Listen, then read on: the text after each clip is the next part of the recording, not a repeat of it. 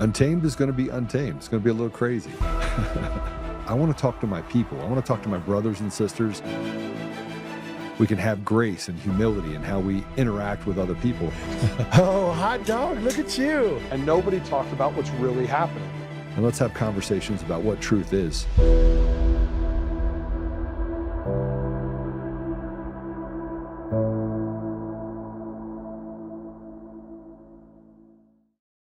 Well, hello, welcome back. Yeah, today's going to be fun. We are going to have a fun, very spicy show today. I'm good. Hold on, Casey. They can't hear you yet. So, yeah. No, I can hear you. I can hear you. They can't hear you. We have Casey joining us, and before I bring him on, and we're going to talk about all sorts of stuff. And frankly, his latest episode, I have a cut from it. We're going to talk about it. But I'm going to tell you that he's like my spirit animal. I don't watch a lot of podcasts, but I watch his.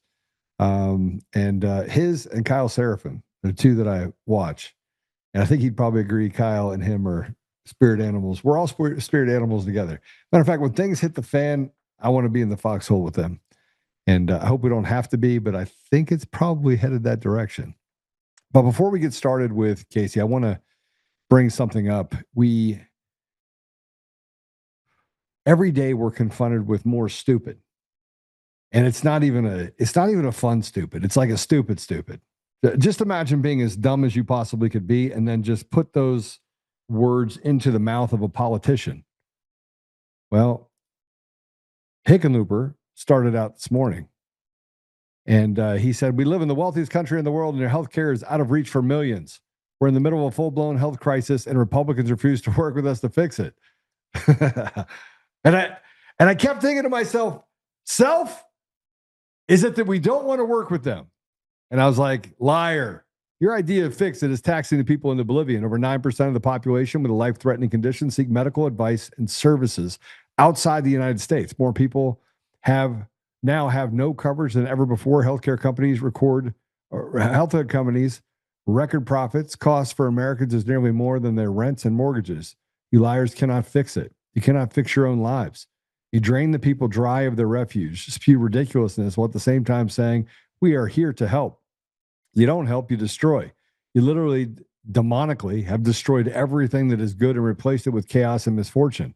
Anyone that speaks up, you censor. You have banned or used the strong arm of the media to ridicule and defame. You people are literally the axis of evil. So with all due respect, of which you deserve none, piss off, liar. So I didn't really have a lot to say there. As you can see, I was trying to be nice when I put that up. And then we had Patrick Byrne put up something regarding Dominion voting systems. I did a 50-minute long video on Facebook. I put it out on Telegram as well to try and explain the fact that why is it that all these people that want to talk about elections and they want to tell us that they got it figured out and they were first to the list and I was the first one to report on it. Just remember on October or November 11th, I was the first one to put it out. I was the first one. I was the first. And they're fighting over who gets credit for the ridiculous. And so I had to put up something before that said, well, if you want to be technical, I was the first. Because it was November 6th, I was up hunting, and that's when I uncovered Dominion and Eric Coomer, which, by the way, you guys won't talk about Eric Coomer. So Dominion, this is what Patrick says. Dominion State filing said that the firm has simply changed its name to Liberty, and now Dominion's lawyers advise that the corporation was closed and all of its records set for destruction. Rock per 18 USC 1519 is destroying documents currently in use in civil litigation, a crime. And, Grok complied and said, yeah, it's a crime. And, I know this for a fact because our lawyers tried to subpoena Dominion voting systems. And I wanted everything, emails, everything that they had. And so they said, well, the Dominion's closed. It is no more. That's what they told our attorney. See, the fact that we actually can see all this on the surface, and we have media types like Kyle Clark and these people walking around saying, oh, Joe's calling for violence. You stole the election. You stole the voice of the American people. You actually, what you did led to the death and destruction of millions of Americans. You deserve to hang by your neck for treason. That's what you deserve. And so by saying that Dominion can do whatever they want because they own the judiciary, I'm going to say it. I'm going to say it again. I'm going to say it for the people in the back of the room. President Trump, go ahead and sign the Insurrection Act. Arrest 50,000 of these people. I don't actually care. And if you need people to be conscripted for the military service and it becomes a civil war, I'm all for it. Why? Because we cannot continue to go down this path where we play as if we can pretend that things are just going to be okay. They're not going to be okay. They're not going to be okay until we decide that we're willing to take things into our own hands. I don't even know if I want to cover this. This is a breakdown of Trump's new savings accounts.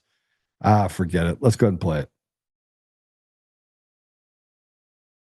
This is how these accounts will work, and how others, as we've been saying, can get involved in them. The parents can contribute up to $5,000 annually. Mm-hmm. Employers can contribute up to $2,500. And this is just one point I want to make here that I know you would want us to highlight. This is pre-tax income, okay? The vehicle matters here. So this lowers, you and your spouse make a certain amount of money. If you give your child $5,000, you take that out of your pre-tax income. So it lowers your taxable income and allows you to pass it on to your child. You know what this is? It's not just good for the kid. Everybody who contributes to this is getting a benefit from it. And again, it's not we're making you do it. It's we're inviting you into prosperity, and that's going to be so much more motivating than any kind of tax requirement the government's going to put on you. Okay, so let me also tell you that congratulations. So your tax rate will go from 56 cents on every dollar that you spend to 55.5%. And I forgot, on the other side, they're going to raise gas tax. You cannot, I'm telling you, no matter where you go, you can't escape the fact that you shouldn't have to pay over 50% of your pay to the government, period. These guys are giving it to Somali bandits by the billions. But don't worry, Tampon Tim is here to tell you that starting on January 1st, 2026, you can now have family bonding time that's paid for by the state of Minnesota. You can't make this up. We're going to talk about with Casey. It's got to come up. Play it. We were over there because Martha has been a big proponent of our paid family medical leave program. Starting in Minnesota tomorrow, everybody who had a baby in 2025 can apply starting January 1st to get their medical leave.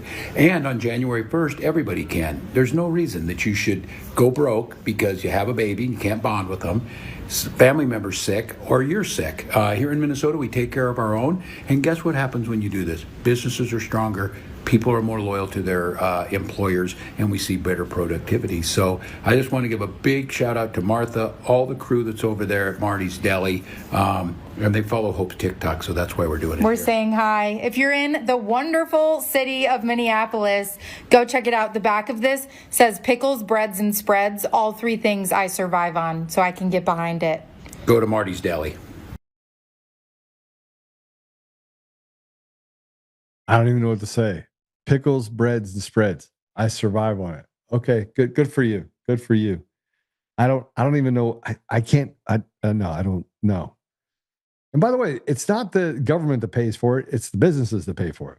And by the way, in order to hire someone in the United States, you have to pay a 7.5% VIG. You have to contribute to Social Security. The thing they say is an entitlement that they're giving you back when you turn 67.5. I don't think so.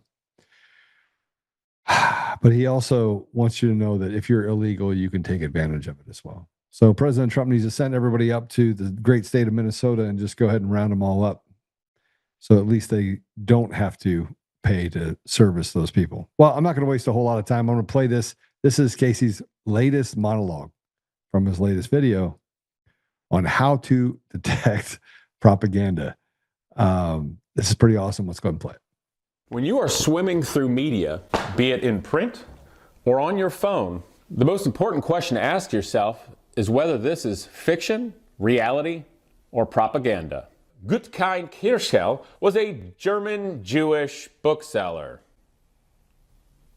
Since the plan to rebuild Gaza by Israelis and Americans and relocate Palestinians was created in February 2025, 40,000 more people have been killed in Gaza by Israel and funded by the United States. It says literally the Nazis were the first in history to take full advantage of propaganda. Back in the garbage.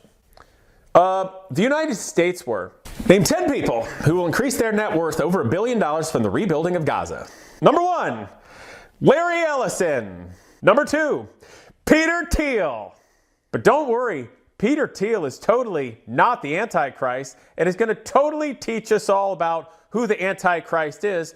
Good possibility it could be Greta Thunberg. Well, I'm not going to waste a lot of time. And I do want you to know that we're going to leave this broadcast with hope today. I promise you, after you hear me and Casey talk about things, you're going to be the most hopeful you've ever been in your entire life. And if you're not, I can't help you. No, I'm just kidding. Casey, welcome to the show. Howdy, man. Good to be here. Hey, it's good to see you again. How you been? Fantastic. Family's good. Trying to do things. Occasionally I get all pissed off and have to make a video. But in general, life's pretty good. And fixing up my car, doing guy stuff. All right. What are you working on back there? What are we working on? It's 1985 Porsche 944. Just freshen it up so I can use it as a daily driver. Are you really going to use that as a daily driver? Is it a convertible or a hardtop? No, it's hardtop. All right. Porsche galvanized the body from the factory so they don't rust real easy. It's a great economical car. If that was the only car I owned, I could drive it every day, every season of the year until I die. Okay, so what about the engine? Are you replacing it with something a little bit more? Are you going to use the same engine or are you going to put a different in it? Why change a good thing? All right, well, there you go. All right. As your daily driver. Okay, all right. You're talking to a guy who successfully daily drove a DeLorean for 2.5 years, including winter snow in Ohio. Okay, let me just say something. I would do that. Yeah. I love DeLoreans. So that was a good car. What'd you do with your DeLorean? I sold it. I mean, I don't have a magical bat cave of every car I've ever owned. So tell me about what's first of all, how was your Thanksgiving? How family good? Thanksgiving good? Yeah, it was really great. Thanks for asking. My family all lives out of town, so we invited a real nice couple that are friends of ours with their little boy, little son. So with our little daughter, we just had a real nice time, kind of formal lunch, and then we're really close to our neighbors, so they invited us over that evening. So we, you have your own family when your real one's far away. How about you? Absolutely. It was great. It was terrific. We went down to Texas, San Antonio. Mm-hmm. And we decided to go to a restaurant and eat. We actually had this whole dinner planned, and then our friends called and said, "Hey, the kids are really sick." So I looked at my wife and I was like, "I am not making a big spread for just the two of us. So let's just go to a restaurant." So we did. I get it. Well, Thanksgiving for us, the morning, the little one actually enjoyed watching the Thanksgiving Day parade, which is a funny thing, I think, for men that are middle-aged and a lot of people, because it's supposed to be fun. But then you watch it, and all I can think is, God, how old are they? How old am I? What has happened to America? And that's what happens to guys like me. And but the wife and kiddo liked it, and then we had a lovely meal, and then I did dishes for many hours. I bet. Well, I didn't have to do any dishes. Well, I mean, I did, but not as a result of dinner. Yeah. I want to jump into this because, I feel like we're 11 months into this experiment, right? Skipping 4 years, complete turmoil. President Trump gets in 11 months in, and exactly 0 people have been arrested. The 2 people that have been indicted, Letitia James and Comey, both have been exonerated by a judge that basically just threw out their case. We had nobody's been. 0 people have been charged. Nobody is going to the gulag. I'm just trying. I'm trying to figure it out. I'm trying to go, Pam Bondi's 100% on our side. Kash Patel, Kardashian Patel is doing really well. I mean, just ask him. Help me, bro. I mean. Well, I ain't no math magician or rocket surgeon, but there's an old-fashioned remedy to all these problems up in Washington. Is it me, or are we just living in like hell? We're living Biden in hell. Biden light. Biden light? No, we're living in a world where the government has zero accountability, and the billionaires have massively more power over the government that's supposed to be for we the people than we the people. So we're all screwed, and we're stuck watching a stage play like we're in Plato's allegory of the cave. That the powerful elite and the Washington D.C. class at this point don't even do us the honor of being very good at the stage play anymore.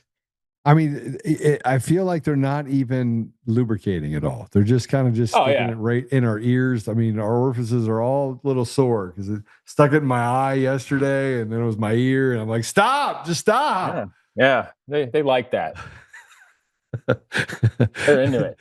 And I don't want to. The only way they can feel anything. You get that many, clinical psychopaths together, and that's the only way they can feel anything. It's as if there's two dimensions. I mean, quite literally two dimensions. What do you mean? The government can operate with absolute impunity, do whatever they want, and the American people get punished. But if you're a criminal, then the government's like, hey, that's a part of my tribe. We got to make sure we let them out. So, hey, just go out and commit a bunch of crimes, and well, wink, wink, we'll just let you out after 2 months. Okay, gotcha. Just go out there. Next time, light them all the way on fire. Don't just pour gasoline on them. Am I wrong? No, you're exactly right, which begs the question. If the government doesn't go after criminals and we the people don't like the government, what difference does it make if we all become criminals? That's what they don't want you to think. And frankly, that's what I don't want to think myself. Yeah, but that's where we are. You've got to the point where entitlements, I just did a couple of interviews. I was interviewing a couple of people. One of them went really well. Great individual. I said, listen, this is my political background. You probably want to do the research before you come work for us. And the other one was like listening to milquetoast.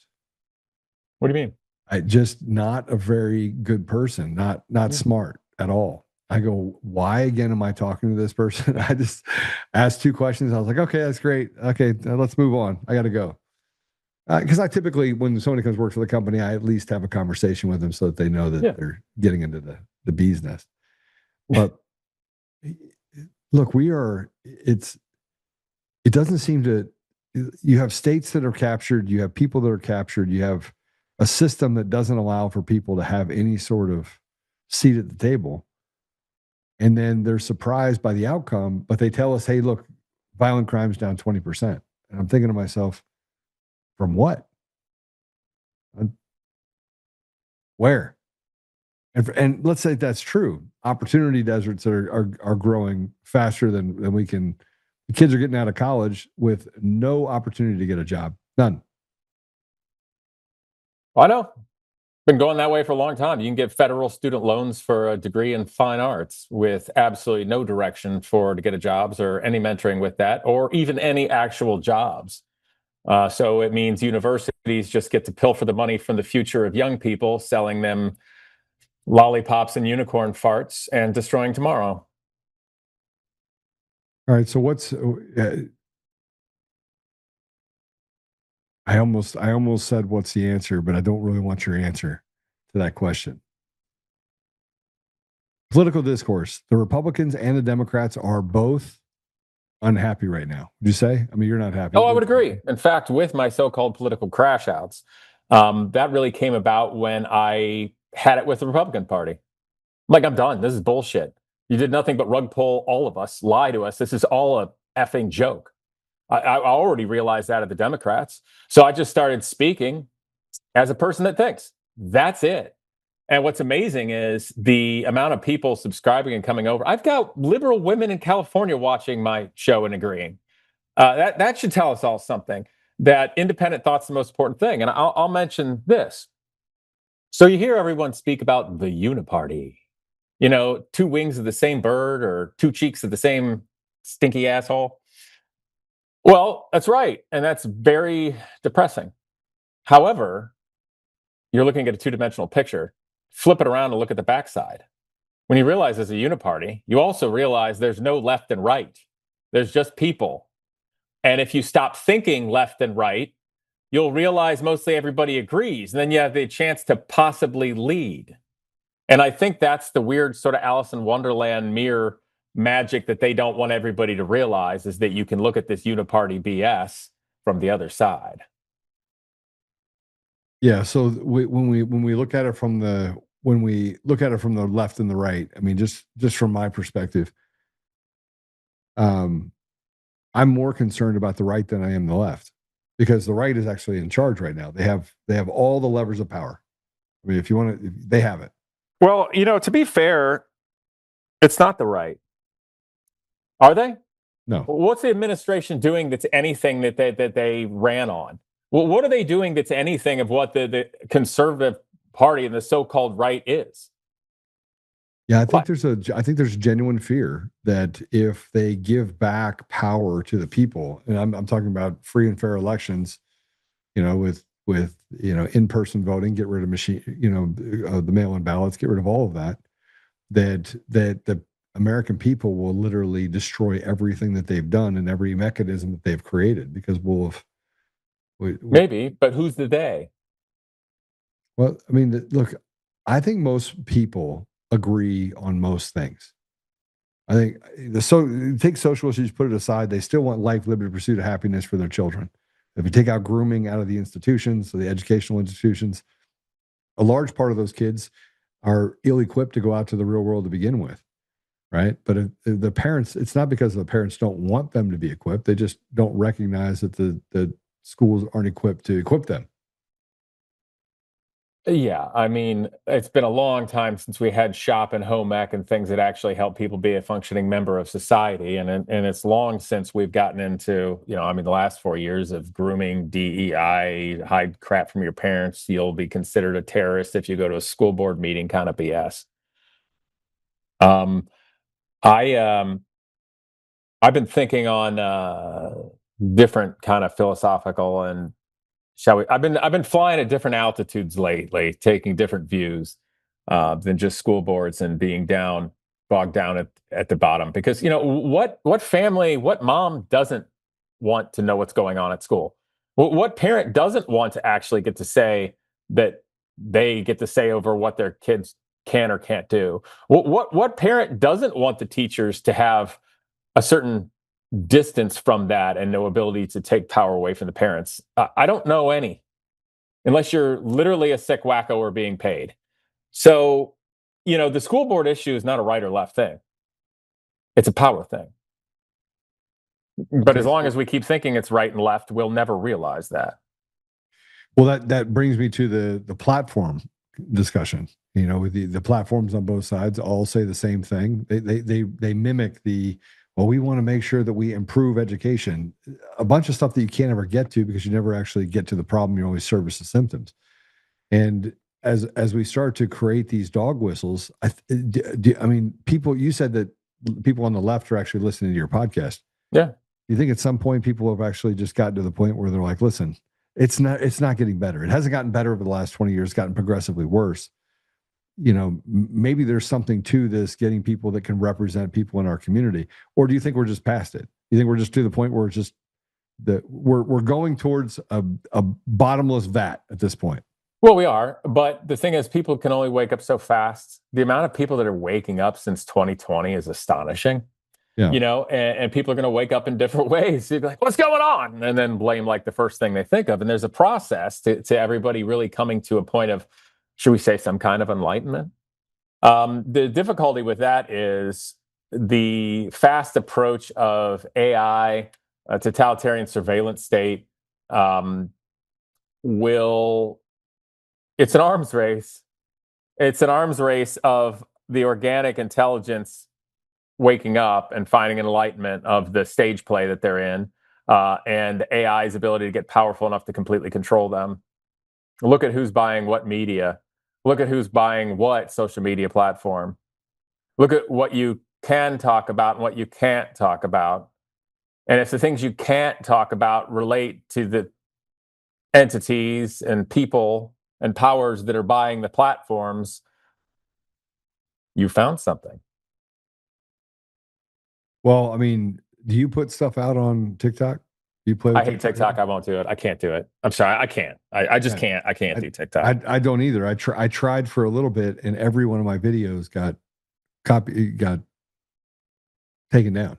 Yeah, I just can't, man. I just can't. I can't stomach it. I've tried for about 2 seconds in the past, and I'm like, there's nothing here. Nothing here. And I already hate X, but X is like the real world and lollipops and, tulip fields compared to TikTok. I've always thought of TikTok only as a social destructive force and a programming tool. There's just no value. I can't do it. And YouTube have they given up the censorship, or are you seeing that your censorship on your platform has gotten worse? I don't know. Depending on the subject. I'm shocked that my videos have been doing as well as they are.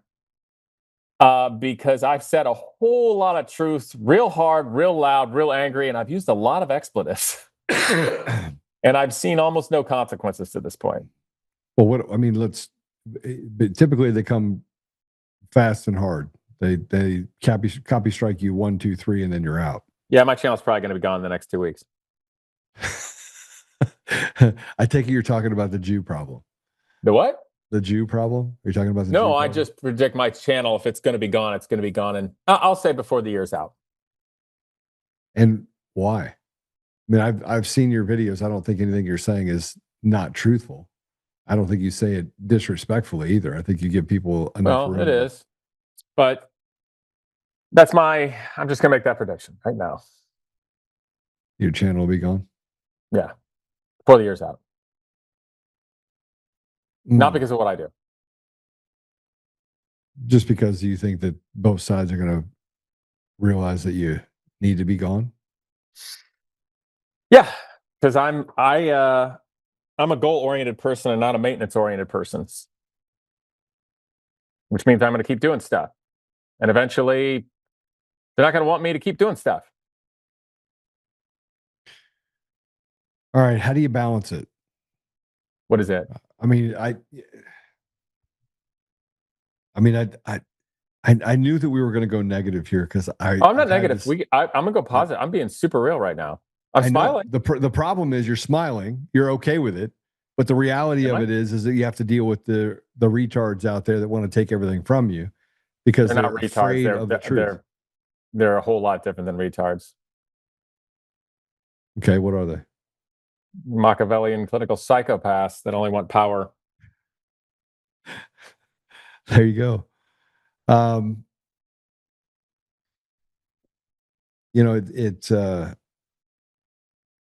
got called a Nazi on Monday. You're a terrible Nazi, by the way. I am, aren't I? I mean, look at you. They were so much better dressed. If you were really a Nazi, you'd be better dressed. I don't really. Frankly, I think that's probably the one thing that would differentiate me from being a Nazi. I'm sorry, I didn't mean to actually. I was joking around. Like this whole Nazi thing is so stupid. No, listen, I think that at some level, the dog whistles have gotten so loud that the people that know what they mean don't even pay attention to them. But you have this entire class of people, including a bunch of bots, that frankly are it's debilitating. You want to just step away from. I want to step away from social media altogether. Just be done with it. Yeah, here's the thing.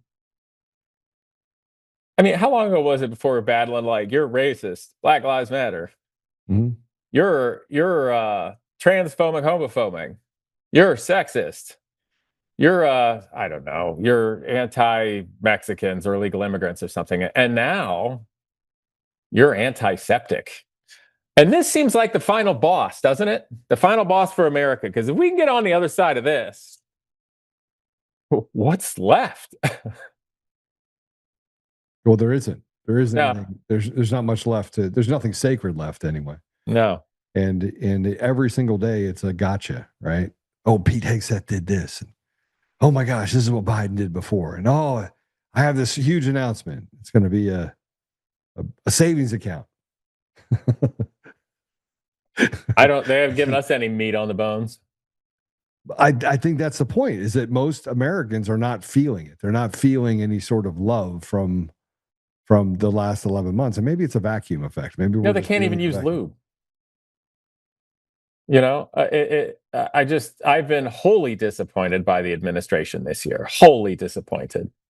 You know, and there's voices out there, and I'm not going to say who, but there's voices, law voices, which are stoking that, shall we say, resentment for the administration this year, saying that, you know, basically inferring that they're so smart because we didn't see it and we're duped again. Well, what other choice did we have, smart guys? Yeah, I mean, there was worse, and then there was worser. Yeah. Well, yeah, and who the heck wants to vote for Kamala? No, nobody wanted to vote for him. And the reality of it is, it would have been the ship would have sunk. So it feels like a speed bump to the tyranny of America. We get into 2026, we haven't solved the one major problem. Do you think that they solved the election problem, that at least it would slow things down to a place where we'd have some semblance of transparency? You know what? I'm just going to say yes. But why would they solve a problem for us that's not in their best interest to solve? Because it still doesn't matter. That's why. So let me ask you a question. So we see old Trumpy trying to rush to have unregulated AI and full surveillance state kind of stuff and full power for the government in every way, shape, and form, right? Doesn't that seem like too much power to give the other party? But that's you set it up where your party's in charge of it, and you end up handing it off because you don't solve the problem. I think it's simpler than that. All they're doing is telling us right now and showing it to our face that it doesn't matter who's in office. Okay, President Trump said something, and over the last couple of days, I've said it now 2 or 3 times with guests. He was asked the question of whether or not he was going to go to. You think you're going to go to heaven? And he's like, no, I don't. You think there's something to that? Yeah. Yeah, he's going to burn to hell. That's for damn sure. Why don't you ask AI? Just ask AI. Name a dozen or more people that will increase their net worth more than $1 billion from the redevelopment of the Gaza Strip, which can only happen if it's war-torn rubble. And then look at rubble. Yeah, and then look at why. Look at when the leaked document from the White House was originally created to show the redevelopment of the Gaza Strip and who's doing what, where, when. And then give consideration to how many people have been killed by whose hands, funded by whose dollars since that time. And then why don't you just cross-reference it to all the things in the last century that we all consider the worst evils? And then objectify a scale of actual morality and decide where on the scale this one lies.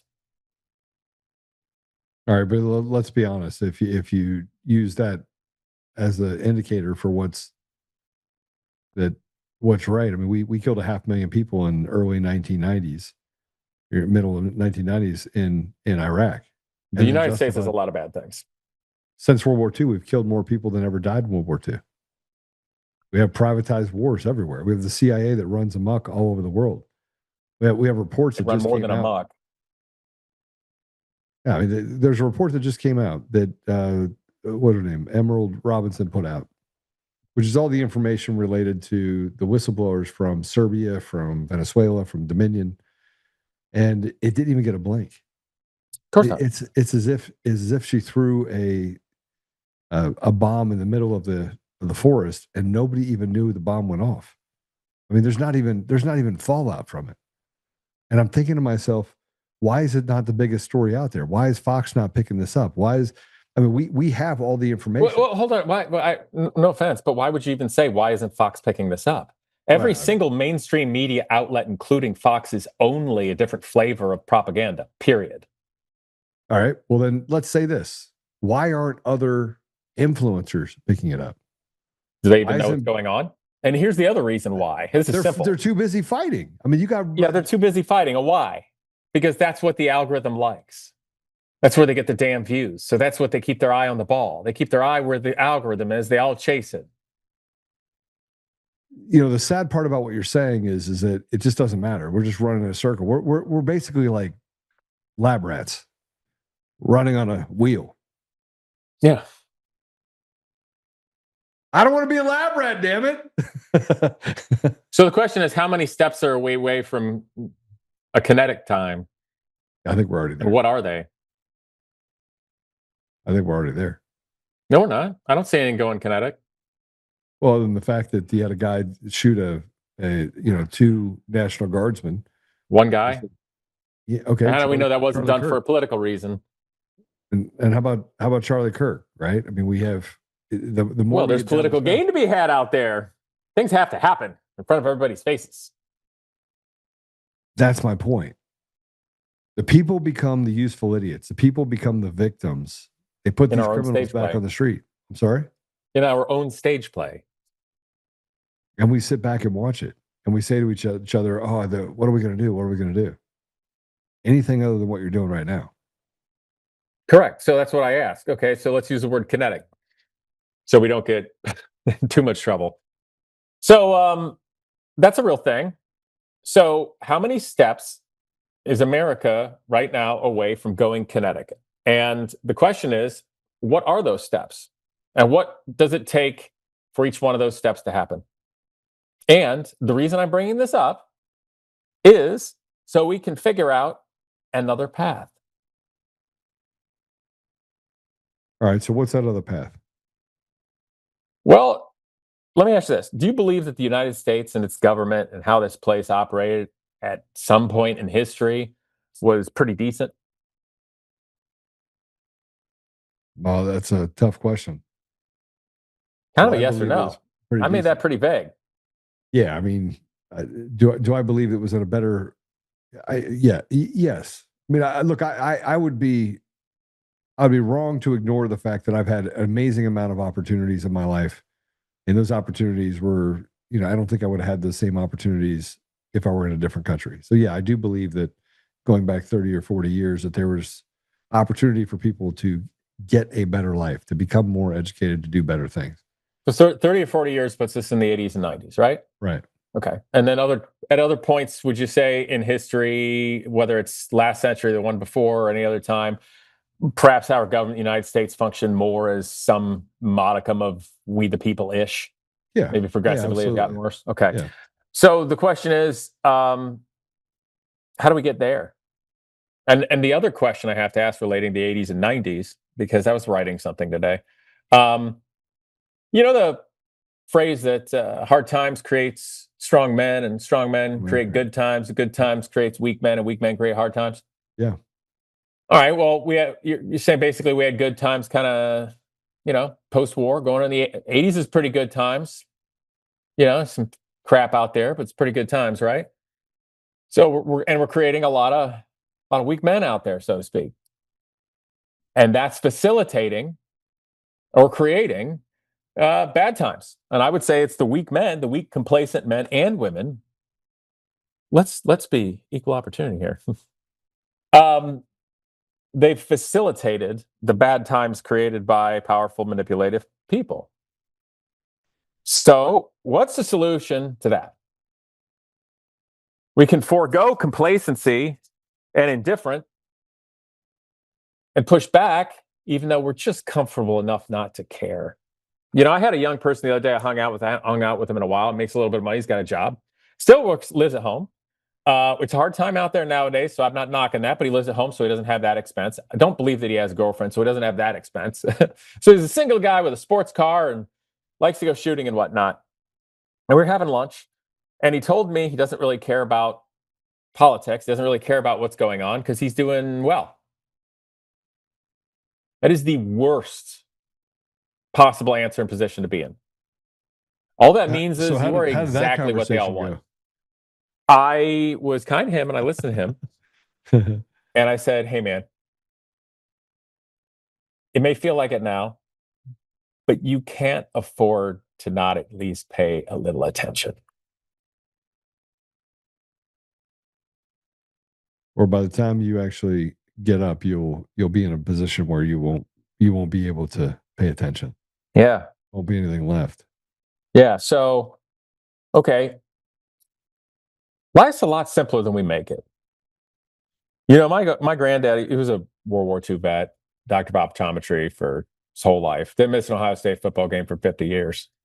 Ohio State home game, I should say.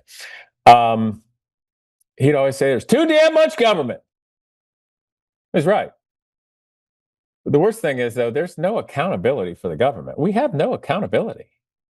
Our legal system's totally skewed against us. Lawfare is very real. No normies have defense. And the only reason they keep up the stage play is because the status quo is to go along with the stage play, and the industry is kind of centered around it. It's just that it's like the DMV. Like, the DMV doesn't have to give you very good service because it's not private interest, it's government, and that's the way it is, and you're stuck with it. So the government doesn't even give us the good service of giving us a good stage play anymore, which is bad. So, okay, kinetic, right? A revolution, something of that nature. How in the hell would you actually get people, one, motivated enough, and two, organized enough to do that? They wouldn't be squelched.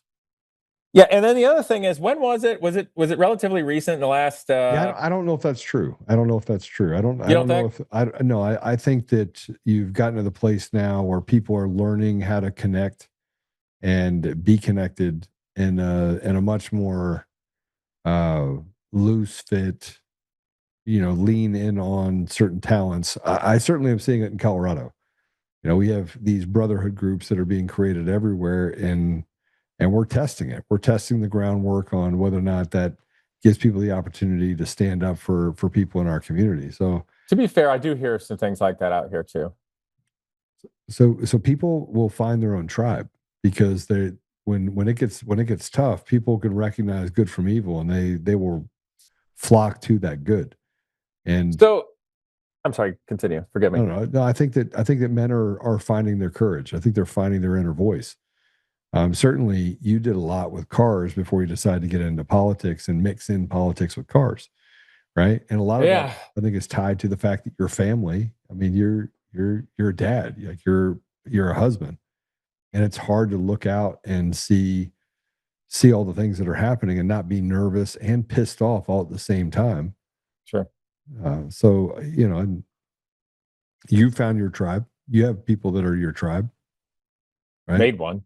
Yeah, of course. We're all on the same team out here. We all are our own tribe.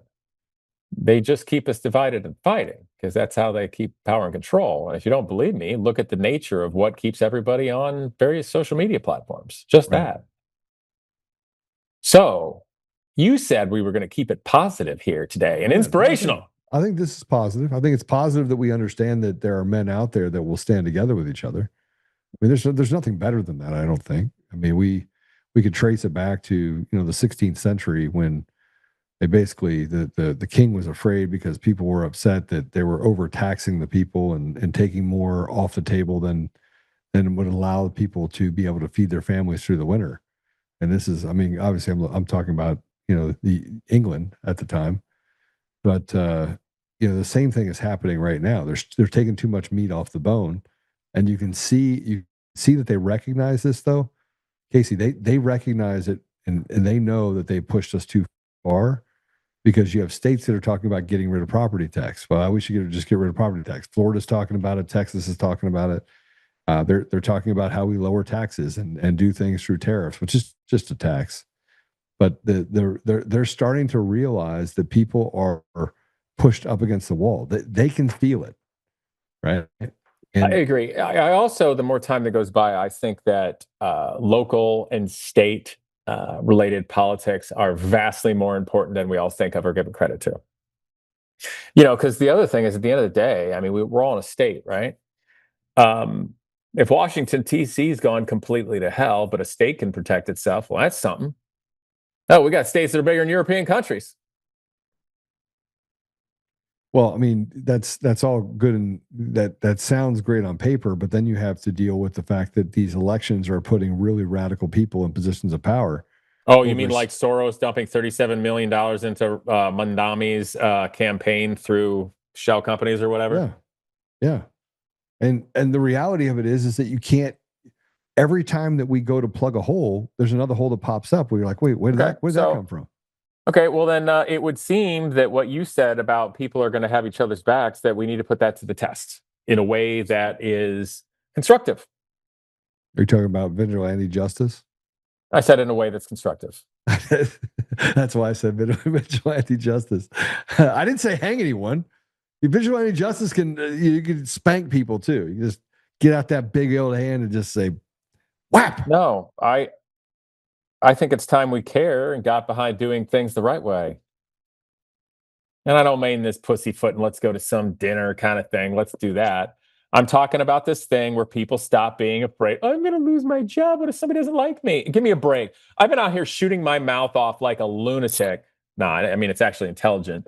I haven't got canceled. I don't have any backlash. You know, here's the other thing. You want to end anybody getting canceled? You want to end that once and forever? How do you become uncancelable? This is a simple question.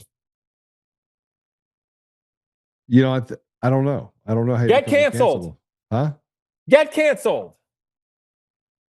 If we all already just comport ourselves in a way that would have gotten us canceled, guess what? They have no power over us.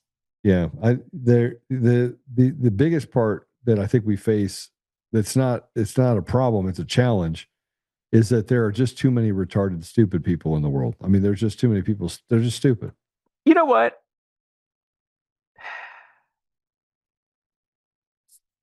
It's still a first world country. There's still people are going to be herd mentality at some point, but there's so many dang smart people out there. You know it with the internet. How many, if you say one little thing, how many people are going to have a comment and call you out and check that? How many people will gang up on silly things and idiocy? I'm going to say something about that. I have heard, they say boomers in a negative way. It's like, well, kids today, they don't care about older cars. They don't care. Why don't they care about my 65 Corvette? No, they don't want to work with their hands. They don't want to do this. Well, the reason they don't want to do anything is they don't care is you never made it matter to their lives and you never shared. You didn't give a damn about the young people. And if you don't give a damn, guess what? They're not going to give a damn. So I'm not going to call a public stupid anymore and retarded. I might call an individual retarded because their actions are retarded. But I would actually, in a nice way, I would suggest to you, let's not do that anymore because it's a fucking cop-out. All right. I think people are a lot smarter than that. And that's the only way we're going to get them together. We're going to tell everybody they're stupid and retards and they're not going to do anything, or we're going to say it's like, well, we can individually call them stupid and retarded. You know what? No one's stupid and retarded anymore. They just are what they are. Nobody calls anybody a genius unless it's ironic. We don't even call people criminals. Let's call them criminals. Well, you can't do that. But why not? Let's talk about the furries then. So they don't lack some brain cells?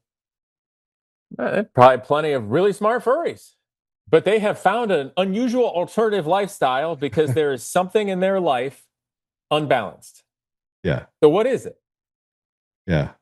You know, and the other thing is, how many of these people doing what we would consider freak stuff in the last however many years are doing it because they get attention and shock? So what's wrong with society that they have no attention? They don't get any attention, or they don't feel satisfied in their life with the community. What is it? Well, I think that's really it. You just put your finger on the pulse of the fact that people feel invisible. They don't feel like they have any. They don't feel like they matter. They don't feel, and you can hear it by people saying it. Like, it doesn't matter. I can't change anything. I can't change anything. Yeah, well, and they also compare themselves, and that is the mental illness that comes along with social media. Who controls social media? How do they stay in power and wealthy? How do you get people from ever organizing or doing anything and kicking people that are powerful and wealthy and manipulative out for anything better to happen? Well, I mean, do you think there's something wrong with people being wealthy? I mean, is that no, but I will tell you this, and if I sound like a lefty of some sort, I don't care. I'm really tired of the billionaires. I'm really tired of all these rich billionaires. And here's the reason being. They have no creativity. They don't give a damn about us. The few that act like they do, they don't. Look at their actions. Give me a break. Like Elon Musk, everybody still seems to like him to some point. Oh, really? You were a leftist for how many years when you could suck off the American teat to build your car company and pretend you're saving the environment when you're not? But suddenly now you want to be right wing and you're all sad because the left transed your kid. How many baby mamas does he have with how many kids running how many companies? You think he spends any times with his kids? Like he's being a good dad. Maybe that's where your behavioral problems came from. Maybe that's the problem. They just don't have a good dad. So this guy suddenly cares about illegal immigration when you can ask Grok and it'll tell you that Tesla saves $100 to $200 million a year from H-1B visas, displacing American engineers with Indians and Chinese who aren't part of the culture that'll work for less, and you destroy the job market. They didn't give a damn, and he's like the nicest one. The rest of these billionaires are just sick freaks. Too much power. That is a breakdown of our entire system. And I'm not a stinking commie or socialist or whatever. Frankly, I'm tired of the labels. But this is not good. So I mean, you say it's. I mean, this is again, we're identifying that billionaires are the problem. So how do you fight? I mean, it's not that billionaires are the problem. It's these sickos that are the problem, that have too much money and power. Our government has no power over them. They control it. The government and that have zero accountability. And the people have no power. So what's the resolution? What's the how do you fix that? The people have to stick together. The government needs accountability. And the billionaires need a reality check. Well, I mean, you have the Peter Thiels of the world. You have the Bill Gates. Okay, that guy's the Antichrist. I'm sorry. If he isn't, he knows. Like, I can't even believe he was doing that. I'm like, dude, like, did you not know? I mean, we can see you. You're right there. Yeah, I don't actually know from my perspective. I know a lot about Bill Gates. I know a lot about what he did in Africa and other nations. I look at what Peter's doing and the fact that you have Palantir and all these other companies that are basically running the government at this point. And it's just another, sock puppet for the CIA. It's a sock puppet for these organizations that have never had accountability over the last 70, 80 years. Completely true. So it's not, we just call it a different name. But the reality of it is if we can strip it out, then we can save our nation. And it benefits the Democrats and the Republicans to strip it out. Benefits humanity. So why can't we get into the community and be like, okay, listen, why can't we walk in and go, all right, guys, it's not working. You guys want to make abortion the biggest issue. We don't want to genocide, black and brown people, right? But you want to basically talk about the lack of opportunity. Well, let's just talk about the lack of opportunity to breathe and live, right? Now, let's put all of that aside for a minute. Let's just get into the community and figure out what's really happening. Like, why don't they have schools? Why is there food deserts? Why is there opportunity deserts? Why is there education deserts? And this is all coming from within their own community.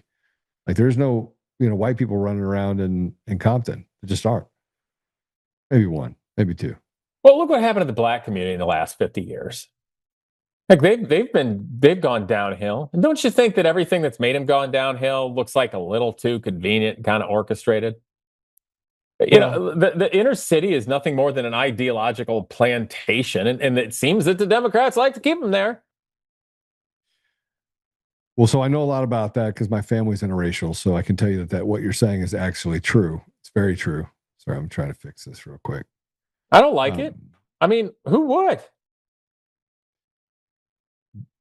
But I think that's what I'm talking about is why can't we, and this gets to the mainstream media and the fact that people actually listen to it. Why can't we get people that walk in and want to solve problems and those become the candidates? Why can't we have a third party that's just like an independent party? Why is it that those parties, and I know you're going to say it's the billionaires because you can't ever get a voice. You can't ever get a seat at the table where I don't people know if I necessarily say that. So keep going though.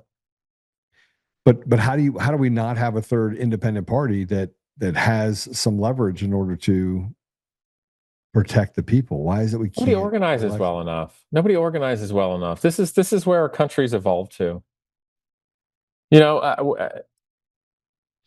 I had a conversation. This is funny. I'll tell you the story, right? So let's make it slightly funny for a second. So, by the way, thanks for having me on again. It's always enjoyable to talk to you. I get a little feisty, but it just comes out with me with you.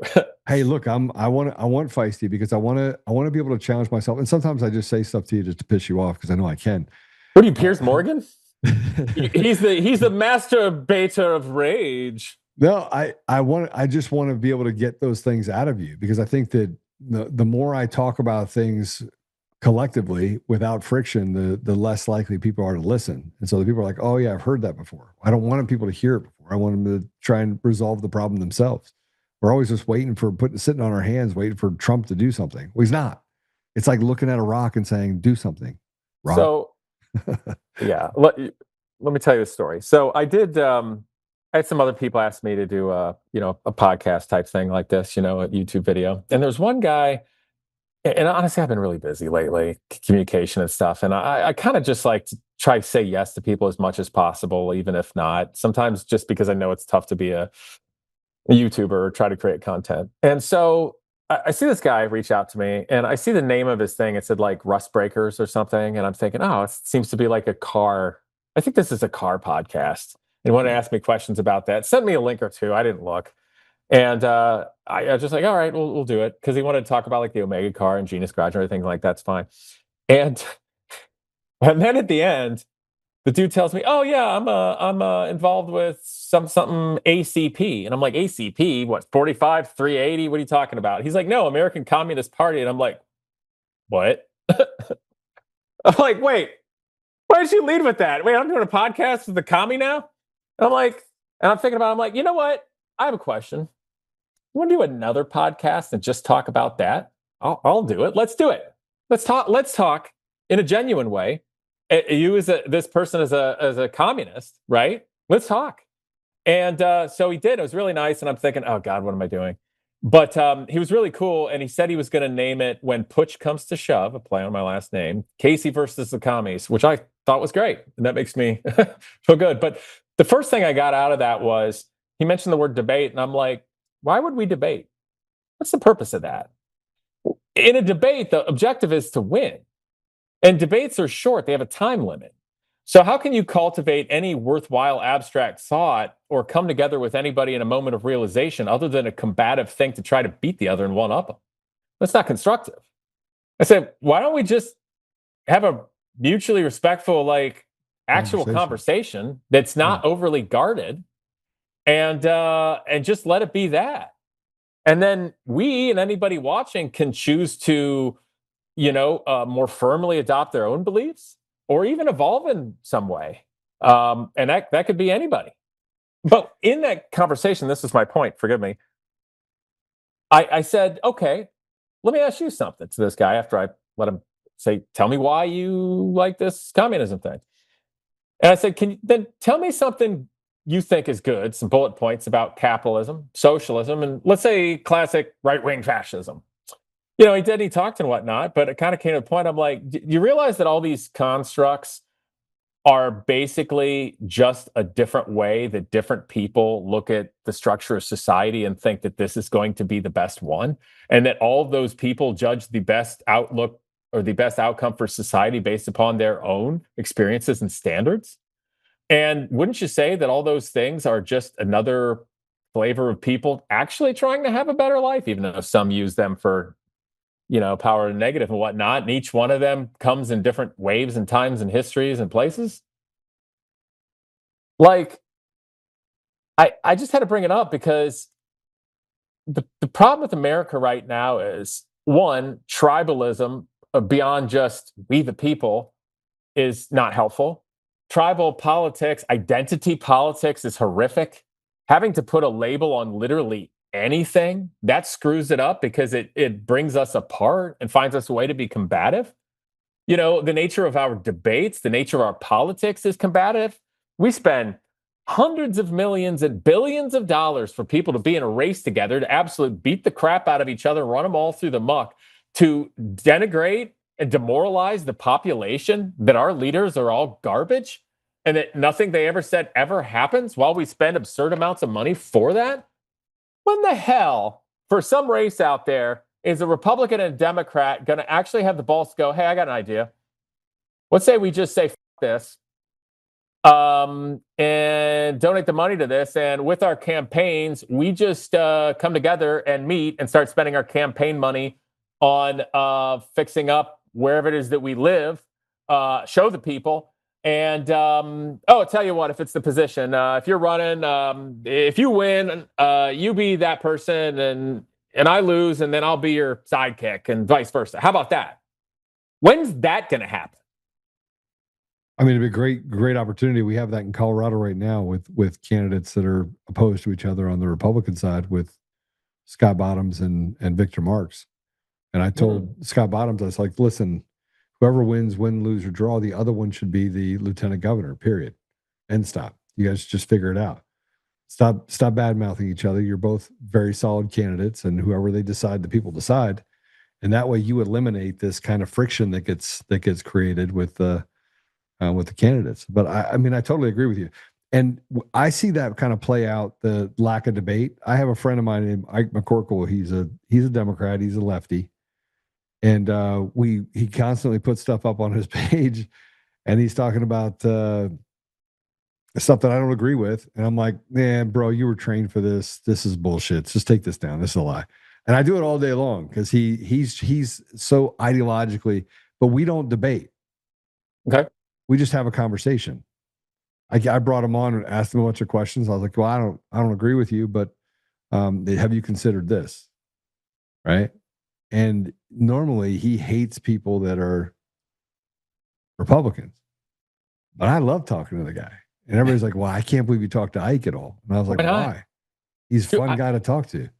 At this point, I'll talk to anybody.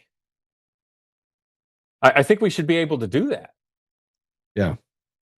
Well, we should, but I've frankly always been that way, but I mean like on the internet, you know? But the problem is on the internet, like there's certain people that I frankly have no love lost for. I don't have any love lost for leaders that are. Oh, there's some people I might talk to, but I might tell them what I think. Yeah, I mean, look, I called for, leaders in the state of Colorado to be tried for treason for stealing elections, and so they should be hung by their neck. Yeah, military tribunal, hanging is still a acceptable method of capital punishment. Well, I mean, I tell you, they put it all over 9 News. Like this guy, Kyle Clark, who just loves me. He's got to love. He loves me. Guy loves me. Watches the show. Detecting sarcasm. No. He must have like a crush on me or something secretly, because the guy does, Channel 9 news at the top of the hour. I mean, this is what he does. This is the #1 news station in Colorado, and he does nothing but talk about me. In what way, may I ask? I called for violence, and MAGA podcaster Joe Oltmann is calling for the release of Tina Peters. Tina Peters shouldn't be in jail. 9 years. You let a guy out that was trafficking enough fentanyl to kill everyone in the state of Colorado. You get him off on probation, and you put this woman who's a Gold Star mom, 70 years old, in prison for 9.5 years. You make it make sense to me. You can't, right? So, but I digress. He's one of the people that I frankly would want to be, frying a hot vat of acid. Yeah, I've reached a point where, if you notice, I kind of gently closed my eyes for a moment, went silent right there. Mm-hmm. That's when I have a lot to say and choose to say nothing. No, keep saying it, man. You don't have to hold anything back with me. Nothing. Because I don't care. I don't give a shit if people like me or dislike me. Right? They keep coming to watch my podcast. So, I mean, it's whose country is this? I mean, whose country? It's our country. Is it? Well, not technically, no. Isn't it? Then whose is it? We don't own anything. Oh, don't we? No, I do know of this. But say we all decided we just don't give a shit about that, and we want things to be a certain way. Yeah. Funny thing is, I think everybody's already done that.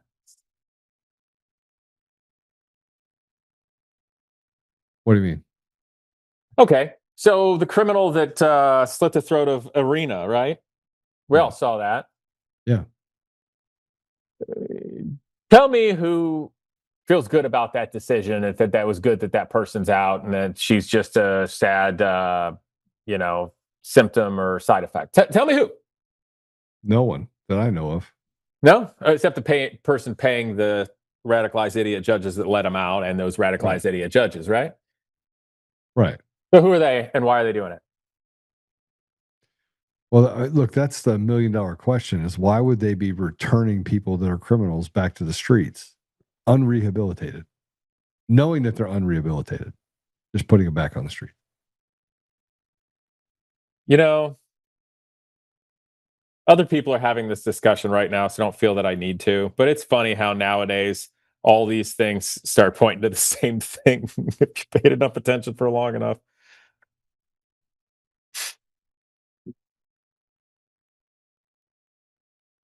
What do you think the answer is? I'm going to let everybody decide that on their own.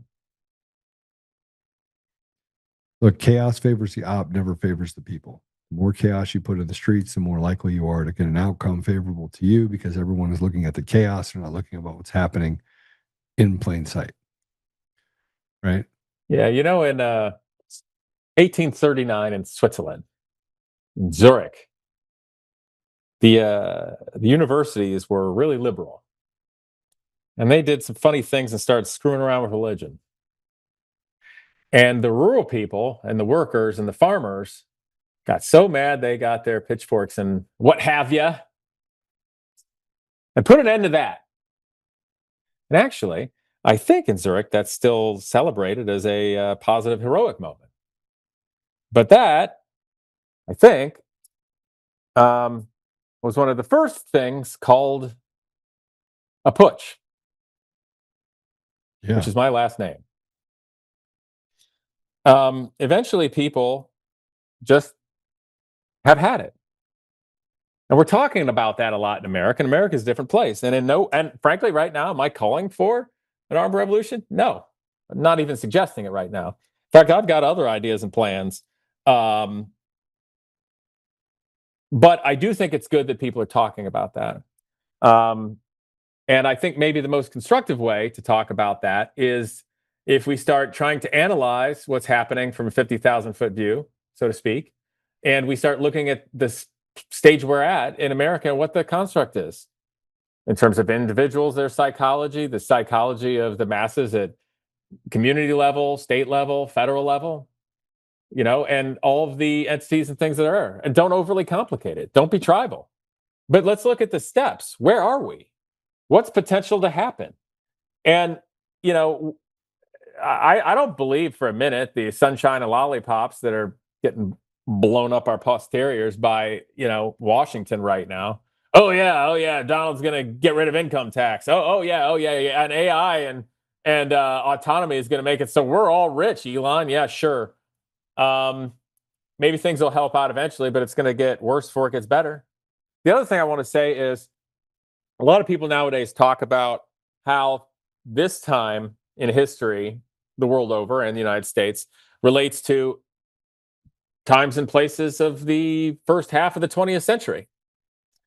Things that relate to Europe and whatnot. Yeah, there's some similarities, but I would actually say that what's going on now more closely relates to the social, economic, and political struggles of the earlier industrialized revolution from the 1800s.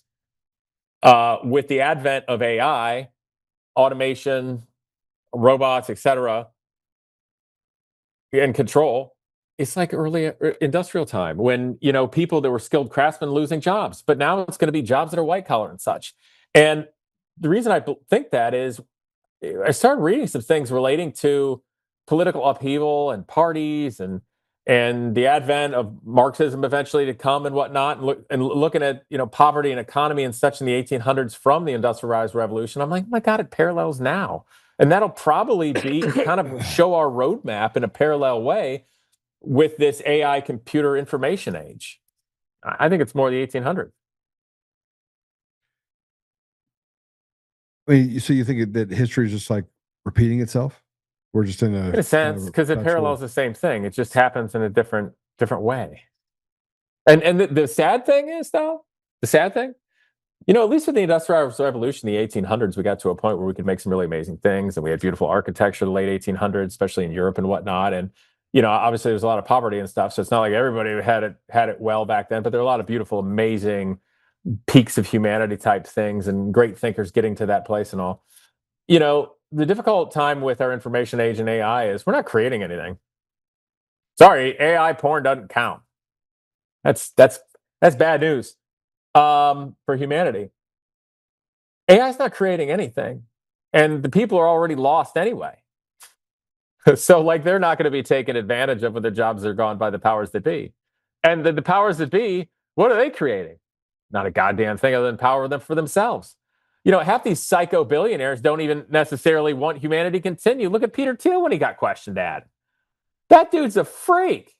Yeah, when you talk about him, and you have Yuval Noah Harari, you have the World Economic Forum, you have their entire group of people that said they wanted to eliminate 95% of the population. In the Tell world. you what, let's start with them. You look at old Elon Musk. He wants interplanetary species and stuff, and he's tripping balls on ketamine or God knows what in the White House a while back ago. All these sick freaks kind of end up in the same weird controlling boat. There's too many people. We're building bunker. Like, the hell's wrong with these people? Just be a normal rich guy. Chase some tail. Don't be an asshole. Drive an old Formula One car. Get drunk once in a while. Like, they're not even cool. They're not even cool rich guys. At least Carnegie built us like theaters and stuff. What the hell are they doing? Nothing. Anyway, so I think it's a lot like that. But the AI problem is that we're not gonna awaken to anything good. Elon Musk says stuff like, "What questions do you want to ask AI? Oh, what's outside the simulation?" Well, dude, just the AI is not even really AI. It's machine learning, and there's a big difference between the two, right? I know. I just,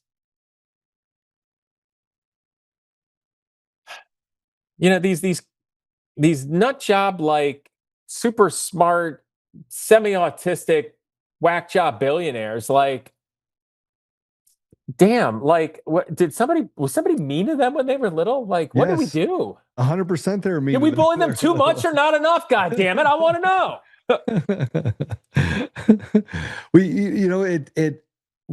We could actually, you said something interesting. He's like, Joe, this is not rocket science. Just think about the simplest problem, and that's probably what it is, right? Think about it in simple terms, and that's probably what you're dealing with.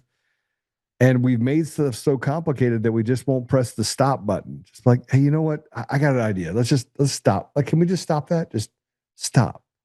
Just stop. Right. We don't frankly live that long. No.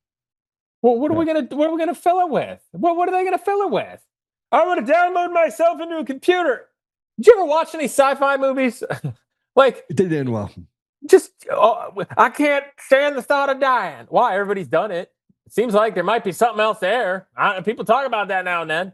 Well, I'm an atheist. I'm like, okay, then why do you identify with a religious organization? By the way, I'm not going to say who, but something else I've noticed of recently, of some of these wildly powerful billionaires and whatnot. Why is it that I see a lot of these powerful figures, whether they're a billionaire or like a media talking type person or something, super identify with a religious group of people, yet it's pretty clear they're atheists, or they just say they're atheists? Don't you think that's weird? Yeah, I mean, we can talk about the Satanists too, right? I mean, the fact that I haven't talked about those people too much because I don't see a whole lot of, or at least I mean, there's a lot of them. You think? Oh yes. In functionality or in title and functionality? The title and functionality. Really? What do you see? What have you seen? Well, I mean, look, I've been in.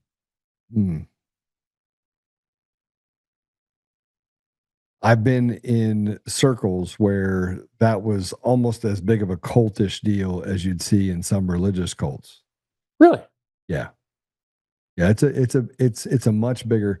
Now, again, I sniff from the outside to the inside, so I don't get into the fact that they're Satanists or they role playing or any of that stuff. But some of the stuff that they're doing is pretty sick stuff. So I'll look into. I mean, there's an entire section of Reddit that is based off of Satanism.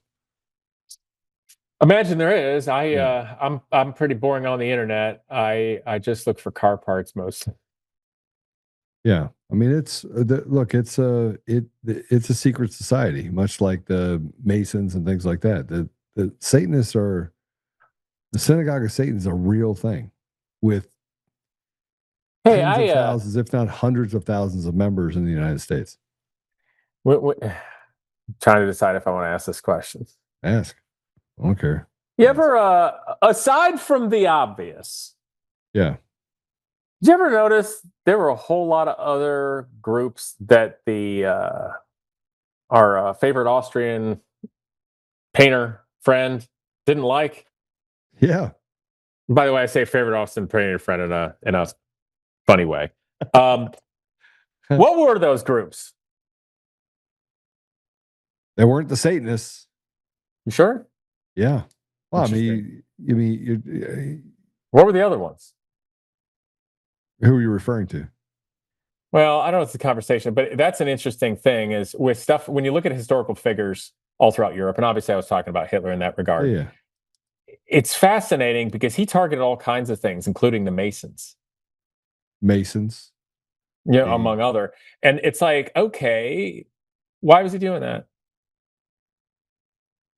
You know, like, and I just analyze it from a purely tactical sense. Like, why was he after these other things that nobody really talks about anymore now? You know, and Well, I mean, look, I think that they should talk about some of those things, but it's kind of like it's well, you can't, because that whole scenario is used for basically only one purpose anymore, is to shut anybody down, specifically so that they can have a most evil figure, right. and anything obviously relating to Jewish people. Or it's used by the Allied nations, of course, in Israel, and anybody that Hitler targeted as he's the most evil person. Okay, granted. But why was he going after all these different groups that nobody ever talks about? So I mean, look, he went after the Polish too, and then I mean, there's a lot of people that he went after. He had an agreement not to go after the Catholics because him and the Pope at the time were in bed together. But there was That's more interesting. than just That is interesting. Yeah, there's more than just Jews that were targeted during World War II that were put in concentration camps. It's just as the and I don't actually want to get into the how many there are, because I don't believe that there were 6 million of them, and if there was, you had nearly 25 million Russians that were killed, and we don't talk about them. So they were our allies. I mean, and those arguments are a no-win scenario because nobody uses any of those talks or any historical things anymore for anything objective. And I kind of regret even bringing it up right now, but I'm just saying, like, we talk about. Be careful. We talk about so many groups. You're a Holocaust denier now. What? Damn it! I can't. No, I was talking about going after Satanists and/or Masons. I thought that was interesting. Well, I mean, I have friends that are Masons. They're not Satanists.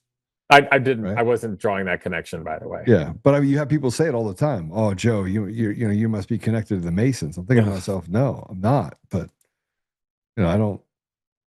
I think what can be used for good can also be used for bad.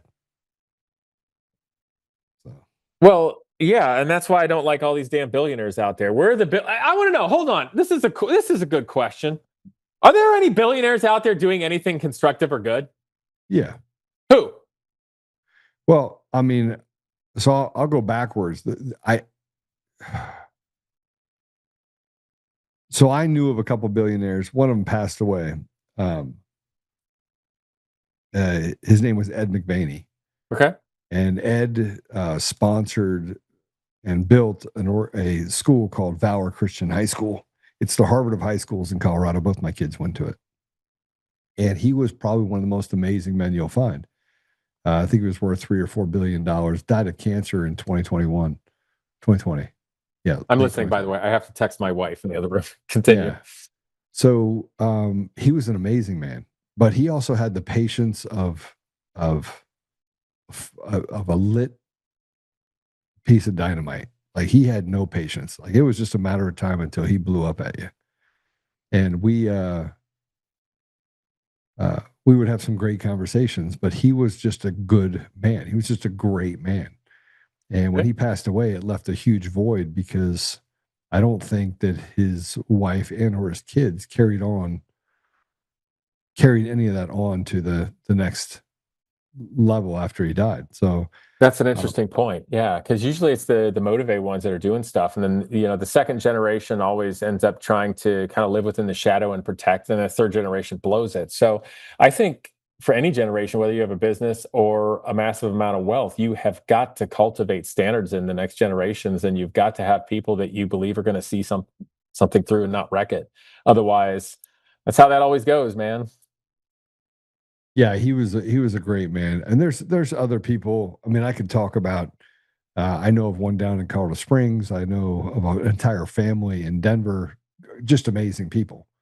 And I'm talking like I've had serious conversations with them about even the stuff that I try not to put out on the podcast of my personal beliefs, such as the fact I don't believe we went to the moon. I still don't believe we went to the moon. I think it would have been easier to go to the moon than fake it. You do? Yeah, I do. Speaking of somebody who builds stuff, I'm not being so arrogant to think that I could build everything go to the moon or even do it myself, but I'm saying I think it's easier to go to the moon than fake it. But back then, was it easier? They're smarter than we are now. They're way smarter than we are now. We are gutless, unthinking bunch of pussies that can't build anything. I'm just telling you that right now. Now it would take 7 refuels to get to the moon. So why can't we just use the same technology, repeat it again, and go ahead and drop somebody on the moon? I just don't think we. Well, we got the Artemis missions. We're allegedly going to circle around the moon in a year, and then allegedly land somebody there in a couple. All right. How long does it take it to get to the moon? Wasn't it like a couple of days, 3 days? I don't know. All right. Maybe. You're denying the moon landing, and the Holocaust, and what else are you denying? Look, we'd sit and have conversations about this and have a little bit of bourbon. You didn't even use my pronouns today. What's that? I didn't. You're denying my true pronouns. Yeah. Moonwalker? Dude. No, I just don't believe it. But anyway, we'll sit around and talk, and these guys are super intelligent, a bunch of tech guys. And I'll say some stuff, and they are very gracious. Either that or they think I'm stupid, but they keep hanging out with me and playing golf with me. So they must think I'm actually a good guy. But we sit and talk, and I'll bring up stuff with them and how they solve problems, but they're very studious. Here's what I notice about good billionaires, right? They don't act like it. They don't act like they're a billionaire. Yeah, well, right? They're a regular guy. I mean, Ed McVaney used to drive around in a yellow Volkswagen Bug, like a 2002 Volkswagen Beetle. Sure. Yeah. No, I get that. But where I was going with it is, why are the good billionaires doing anything to combat the sheer amount of bad the evil ones are doing? No, I don't feel like it. No, I don't think they have the capacity to, frankly. Why not? I don't know. I mean, that's a good question. They do things. Come on in with the bug. Sorry, I'm going to have a little one. Continue. They do things that what? They're sissies. Yeah. I mean, I would say in large part. Sorry, somebody was outside my office playing with a leaf blower. But okay. I would say that they don't have the stomach for the fight. Oh, hi. He says, hi, pup. You want to hear too? Okay, here we go. Here you go. You get to hear me. Hi. How are you? Hi. You gonna wave? This is my garage buddy. Wave, you silly. Okay, anyway. I'm sorry, you were saying about them? Well, they just don't have they don't want the conflict. I mean, one of the reasons why some of these people have gotten to the place what they're at is because they were able to they're able to avoid conflict. Right? Yes, that is true. That is true. Play politics. Most billionaires in the world were created by the CIA, though. Most of them. That's quite possible. So you don't get to that level. They spend a lot of time taking away wealth from people. They spend a lot of time taking away wealthy people? They taking away wealth from people. Oh, that's all there is anymore. Right? Nobody creates anything. That's where it comes from. So they want to take it away from people who they don't think deserve it, and or want to create institutional and or generational wealth for others. Correct. So, I mean, look at old Vivek Ramaswamy. That guy appears to make his first $135 million from just a big pharma rug pull scheme. It sure smells like he was manufactured to me. He 100% was manufactured. Right? He doesn't have a lot of substance, and the way that he talks, he can't answer a question. He is like he's Kamala Harris. He's a male Kamala Harris. But smarter. Yeah, smarter. Yeah. You know, and his college scholarship money was paid for by people with the last name Soros. And people are like, well, it's not George Soros. I'm like, really? Where'd the money come from? Hi. I know, but you can have it yours. Continue. Sorry.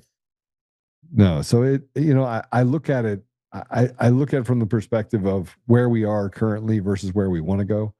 And I don't see a way that we get to where we want to go without, frankly, well, how about this? It going to Connecticut. How about this as a positive note? We'll end it on a positive note because I've got females that want to go to dinner. All right. Never argue with a woman's stomach. No, I agree with you. Is that a thing? Is that a saying? Right? Are you hungry? Yeah. Okay. Yes. So how about if anybody constructively and for the right reasons, metaphorically, walks right out in the open field and says, this is the way it needs to be. This is in it for everybody's best interest. How about we get behind that person and stop being a bunch of cowards? We tried and bring to. all of our other friends with it. His name was Donald Trump. I mean, think about what we did. We did that. Well, let's get to tar and feathers. No, I just think that he got into a place, and this is me looking at some good people. Yeah, I would say that Bobby Kennedy has done some really good on the medical freedom front. I think so, a little. Right. Wait, I need that one, puppy. And I say, I want that one too. Say hello. Bobby Kennedy, yeah. But he's great. I mean, he is laser focused. Tulsi Gabbard. But here's the problem. Both of them are Democrats, which then leads you down the path of, all right, so if they're both Democrats, then maybe there's something to this. The idea that they're trained to actually solve problems or to create it. The Democrats? Yeah. Which that leads to another question. Wait, puppy. I'm ruining this for you. Sorry. That's all right. So, okay. So it seems like you just said something nice about Democrats. Did I hear that correctly? Or did my little one take the ear out of my head? No, I did say something nice about Democrats. There are very good Democrats. I'm sorry. I have lots of friends that are Democrats. 100%. You know, and the funny thing is, if their party just didn't have a few idiotic aspects about it, I might think about it. But then again, the Republicans have so many idiotic things about it. I might be thinking about it. So that's why I think we all should think about things right now. I can't get behind the Democrats, bro. I got females that want dinner. Hey, have dinner. Casey, it was great to have you on. Bye. Thank you. Be positive, people. Be positive. There's a future. Okay, I gotta go. See you, brother. I'll talk to you later. See you, dude. All right. So Casey's a pretty awesome guy. But what he said is interesting because I get attacked for it all the time. Like, Joe, you have Democrat friends. You can't be friends with Democrats. And I'm going to tell you, you can be friends with Democrats. And frankly, there's a lot of really good Democrats out there. Another thing that he said that kind of shook me a little bit is that we shouldn't debate. We should have a conversation. We should never debate the ridiculous, number one. But beyond, go ahead and we should never debate the ridiculous. And I tell people all the time not to debate the ridiculous, but there's a part of me that gets a little bit enraged because the rage is that, man, people actually believe this stuff and it's harmful. It's doing harm to people. But I try not to. I'm trying to get to a place where I just recognize people for being retarded. But other times I look and I go, well, that's a bot, or this is just one of those creeps that thinks that. I mean, they live on the edge of being just mentally ill. But a vast majority of Democrats and Republicans are completely disconnected with day-to-day politics.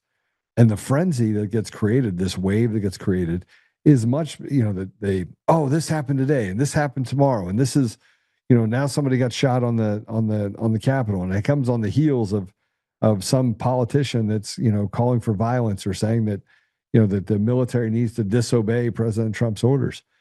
It is all created on purpose. It is theater. And my fear is that we haven't started to kind of get to that place where we recognize what they're doing to us, which is dividing us. So what if we could get to a place where we could just have conversations about what the community needs and not some of the ridiculousness that the left and the right perpetuate? Oh, we're going to be tough on crime. Well, instead of saying you're going to be tough on crime, how about we're going to build and take away, we're going to build into and take away education deserts. We're going to put air conditioning into schools that are, perpetually poorer. We're going to check the teacher salaries, and we're going to get rid of unions altogether inside of schools, because all they've done is just do the slow march through the institutions. Like I don't even, and maybe this is me just simplifying things too much. I don't even believe that it's a communist and socialist issue, because you have people like Jared Polis that's saying, we see President Trump being more socialist. And I'm thinking to myself, the whole country is dealing with a meld of socialism in how we handle things, socialized medical care, but then we let them have capitalist societies over here and how they service it. So you'll have, big pharma and healthcare companies that make record profits, billions of dollars every quarter. So I just think that we are just dazed and confused. We're like keep getting punched, and we're just trying to figure out how to get out of it. And the more and more we wake up, the more and more we realize that I don't even know fully what the answer is, but I know it's not the answer. And that's what the Democrats and Republicans are both offering. And it's not that I don't support President Trump, because I do. But damn it, I mean, the amount of lawfare that's out there. I mean, Kyle Serafin's the guy that frankly worked with other suspendables and other people to get Kardashian Patel in as the FBI director. And what has he done besides betray the very people that got him there? And it's a perpetual circle. We just keep doing it over and over and over again. So I don't know. I mean, it's I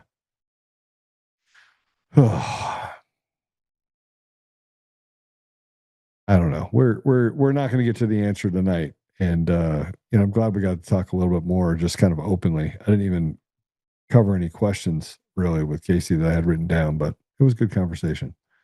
Let's talk about a few other things if we can. You have last week we talked about Matt Crane and the article he wrote to Polis to get Tina Peters out of jail, and it was a rejection by the county clerks and recorders that bullied. They are doing everything that the left is. Okay, so most of the county clerks and recorders in the state of Colorado are Republican, and they all stood up against Tina Peters, a 70-year-old Gold Star mom, and says she needs to stay in jail for 9 years. And Matt Crane calls himself a Republican. So this morning I was on Facebook, I put it on a couple other places.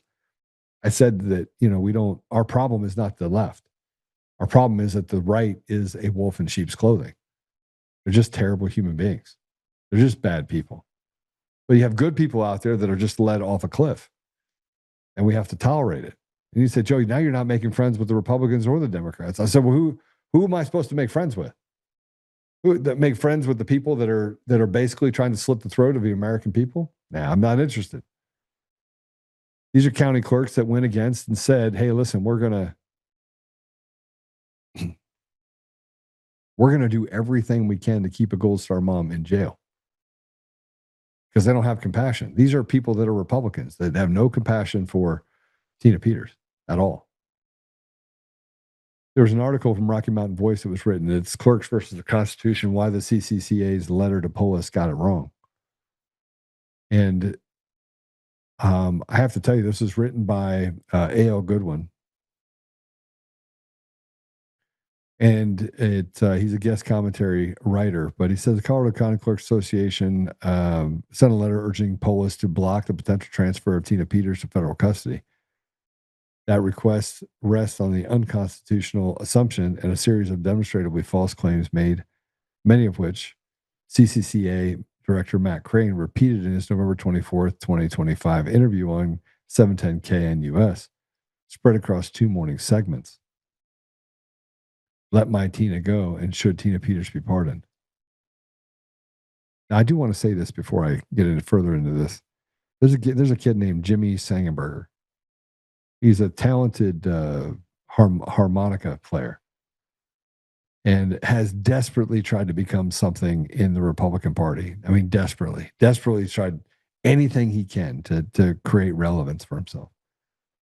He's a young guy. He has a radio show on some obscure network, and this kid can't own a gun. Okay, he's been put in a mental institution for being mentally unstable. And the Republican Party thought it was a good idea to raise that guy up and try to make him. Now, he's talked about the fact that I struggle with mental health and mental illness. He still does. He still does. But he's one of the people that has gone out and said that Tina Peters should stay in jail. So he wants you to have compassion for him and the fact that he had mental health problems and he's still working through them, but he doesn't want you to have compassion for a 70-year-old Gold Star mom. Here's what was written in here by Goodwin. Tina was not charged until March of 2022, and therefore she had no bond conditions whatsoever in 2021. Tina did travel to Texas, and in August of 2021, due to the threats made against her, not to evade anything, she was fully free to travel, remain reachable, stayed in contact with her staff, and continually performed her duties. Most county offices were still operating under COVID remote work protocols, making her brief travel entirely consistent with normal operations. And the hard facts speak for themselves. Once she was placed on bond, Tina Peters remained fully compliant for 31 months without a single incident or violation. She appealed for everything, met every requirement, and demonstrated the opposite of flight risk behavior. Crane's flight risk narrative has manufactured the whole cloth. It is one of the several false claims now being used to justify suppressing Tina's speech and keeping her incarcerated. Elbert County Clerk Ron Braun publicly rejected the CCCA's position in December 1 letter, arguing it denied the federal transfer based on what Peter may say, violating First Amendment principles. Braun objection directed contradicts the CCCA's rationale, which is rooted in the misconduct but in anticipated speech. In their letter, the CCCA argues that Tina Peters should remain in color custody because they fear what she might say. We're deeply concerned that if transferred, Ms. Peters would continue disseminating the same false narratives. First of all, it's not false. It's completely true. But, never let Matt Crane tell you something that he has created a narrative with to cover up the crimes that were committed by the left. Because I will say this again, it is not just wings of the same bird. It is the same thing. They are the same people. One wears a blue t-shirt, one wears a red t-shirt. When the events in Mesa County became public, Clerks County, Colorado stepped forward to explain the truth. The system had worked, the safeguards had worked, and Ms. Peters' claims were not accurate. It's just not true. This is open censorship. The CCCA is asking the state to restrict a citizen's liberty based on her viewpoint, direct violation of the First Amendment. This request mirrors the unconstitutional reasoning used at sentencing, which protects political speech when treated as punishable conduct by a judge. Whether the pen or by the sword or by the mouth, you are a danger to society. Judge Barrett at sentencing. Tina's habeas corpus petition is rooted in the clear violation of her constitutional right to free speech. Whether anyone agrees with Tina Peters' view is irrelevant. County clerks demand harsher confinement to silent speech they dislike. It's not only unethical, it may violate 18 Code USC 241, conspiracy against rights. If two or more persons conspire to injure, oppress, threaten, or intimidate any person in the state, territory, commonwealth, possession, or district in the free exercise of enjoyment of any right or privilege secured by him by the Constitution or the laws of the United States, or because they have so exercised the same, they shall be fined under the title or imprisoned not more than 10 years or both. So maybe, just maybe, based on the lies that were done, Mr. President, you can actually just go down there and arrest Matt Crane and throw Matt Crane and the county clerks and recorders in Colorado, throw them in prison. I want to remind all of you that this is something that you should be pushing towards. And you want to know why you should be pushing towards this? It goes on further, by the way. It goes that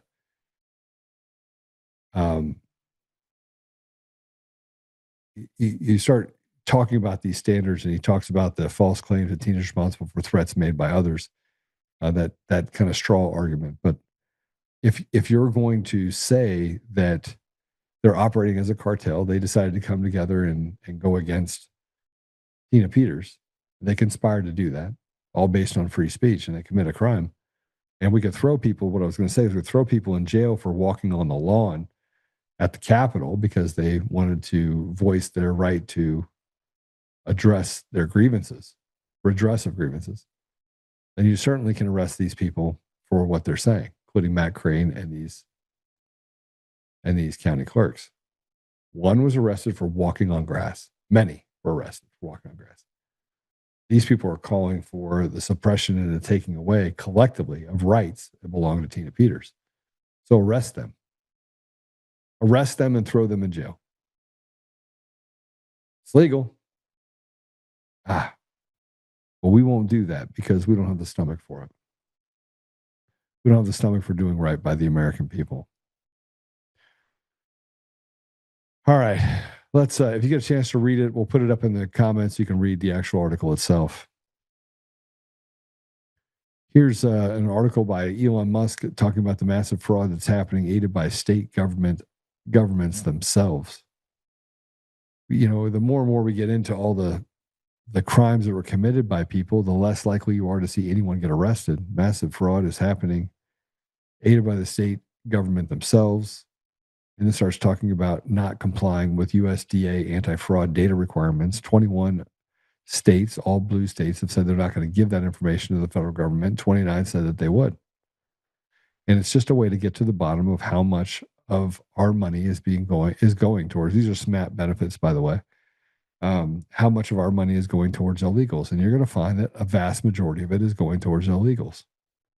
And we should do something about it. We should be doing something about it.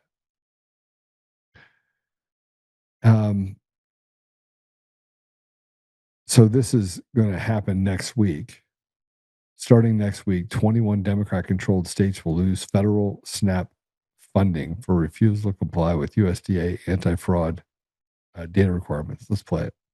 We have so much great things to talk about at USDA, but the third thing, which became very much a part of the national conversation during the Democrat shutdown, was SNAP reform, food stamp reform.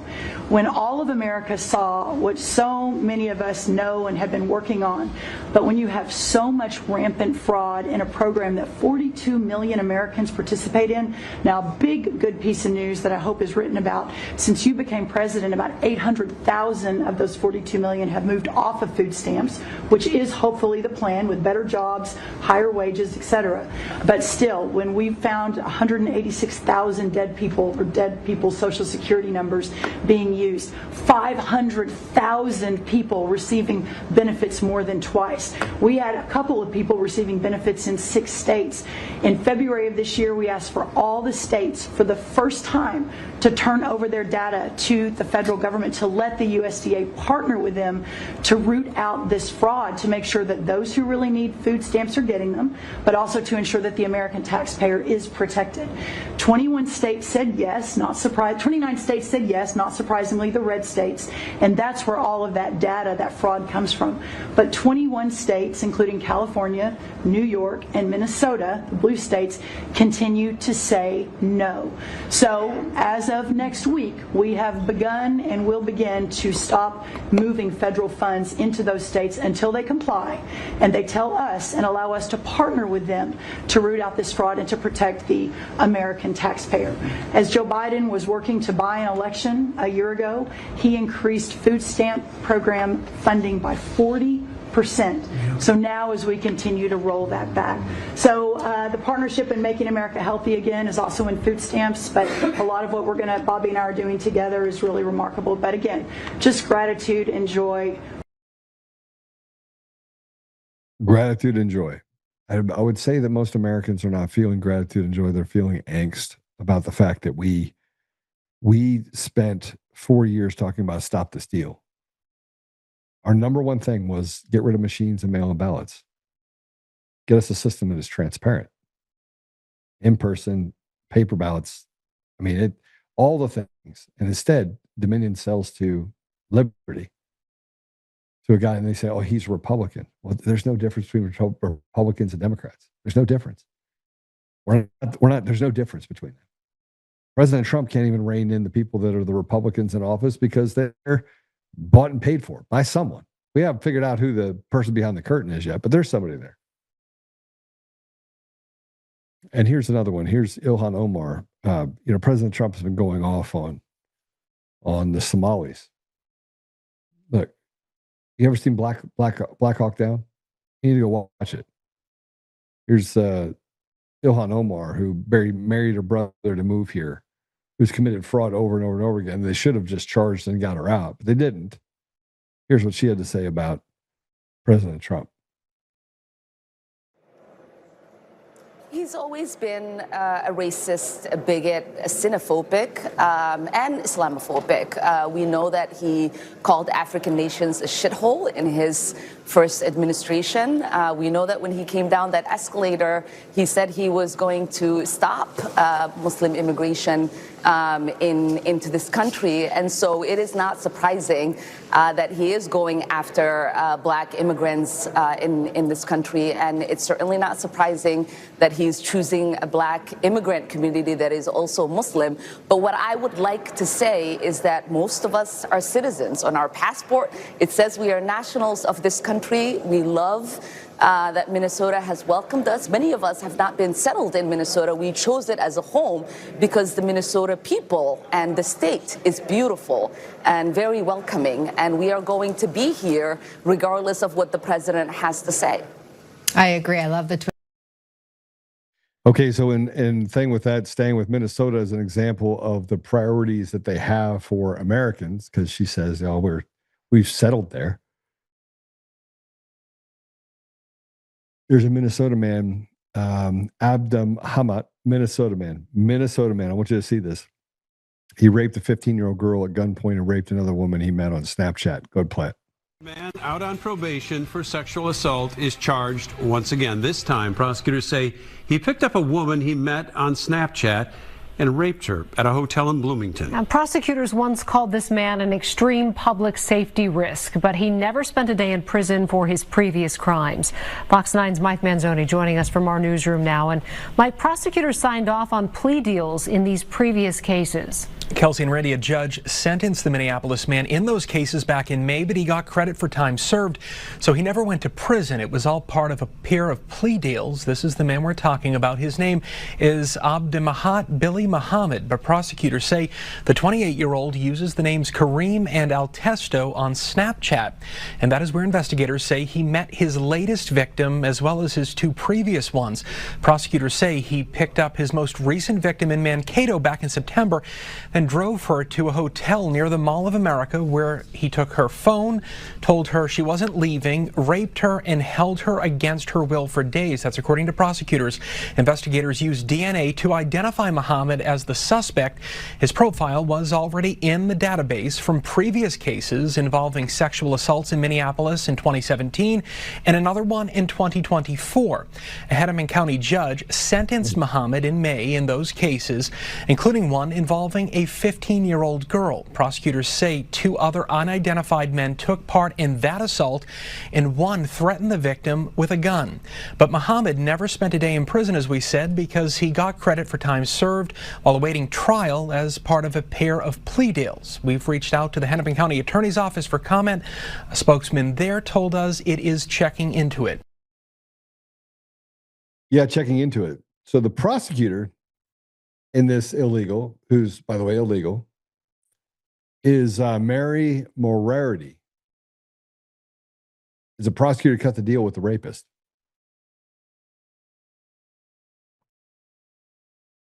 I don't even know what to say about it. I'm good. Take this piece of shit down. That's the problem, is our entire system is rotted, and it's designed two dimensions. The American people get charged. Tina goes to jail for 9 years. This guy rapes 3 women, changes the trajectory of their lives forever, and he never spends a day in jail. The American people have had enough. They've had enough. You want to see piss, you're about to see it. I can tell you right now, I believe that it's getting to the point where people like this prosecutor, people like Kyle Clark, people like that commit treason, that basically victimize our society, people are going to turn. They're going to turn. And it is going to get interesting. I want to tell you what else is interesting. Canada created a euthanasia program in 2024. Or in 2024, they had 16,499 people that were killed in Canada's program. Let me just tell you a few of these facts about this. 6.9% was the increase up from the previous year. There were a total of 22,535 requests that were made. Of those, the government granted nearly 75%. Others were either ineligible, died from other causes, or withdrew requests. The program accounts for 5.1% of all deaths in Canada every year. The majority, 95.6% of deaths in 2024 were under Track 1, people who are considered reasonable, foreseeable, terminal illness, comorbidities, things like that. For Track 1, the average age was 78. Track 2, non-terminal but grievous conditions, chronic pain, frailty, neurological diseases. The average age was 75.9. Women made up 57% of Track 2 euthanasia deaths. 85% of the deaths occurred in 3 provinces: Quebec, Ontario, British Columbia. And although annual MAID deaths continue to rise, the rate of growth is slowing. 36.8% jump in 2019-2020 to 6.9% increase from 2023 to 2024. Okay, so I don't know who needs to hear this, but they're saying the quiet part out loud. They're putting stuff in our bodies. They're convincing us that, hey, just pinky swear, if you vote us in, we're going to take care of you. They don't. Nobody goes to jail on the government side. The bureaucrats run the day, create enough chaos that, frankly, you can't see through it. But at least they can say that violent criminals have been arrested 20% more this year than last year. It's a silly, silly thing. Let's look at some of the comments that you guys have to say. You're going to go eat hungry? Yeah, I'm hungry too. I think I'm going to go eat. Yeah, me too. I think I'm going to go do that. That's a good idea.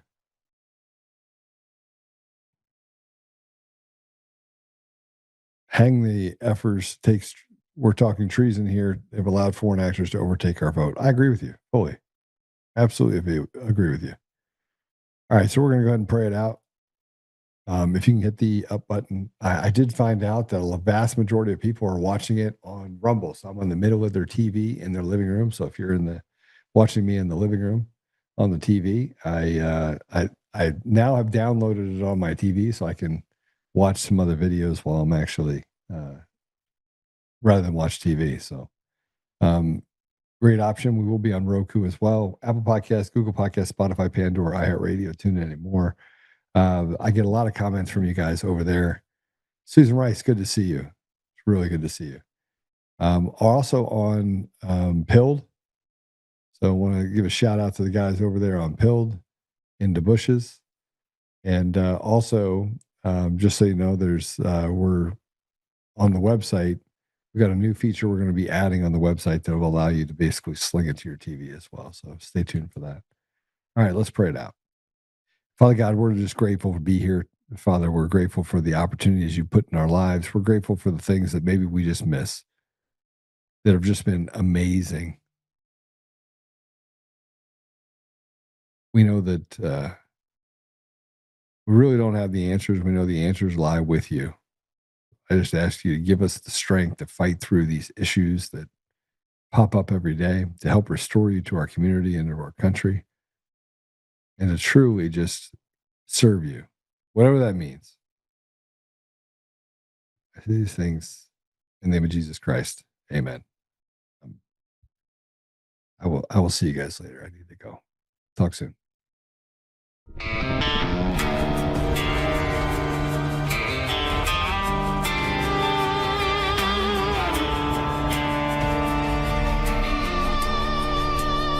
Rise up untamed in the heart of the fight where the wild ones roam. Joe Oltmann's calling, bringing truth back home. From conservative daily to this untamed fire, we shatter the silence, lifting spirits higher. No chains can hold us, no lies can prevail. Authentic and fearless on this rugged trail. Patriots gather and stripes. Untamed nation, igniting the nights. Untamed nation, let the truth roll out in this land of the free. Standing proud from sea to shining sea, we won't back down. Catch the fire, wear the crown. Untamed nation, it's our battle song, motivating hearts where the brave belong. Yeah, untamed and wild, forever strong. Play it again all night long.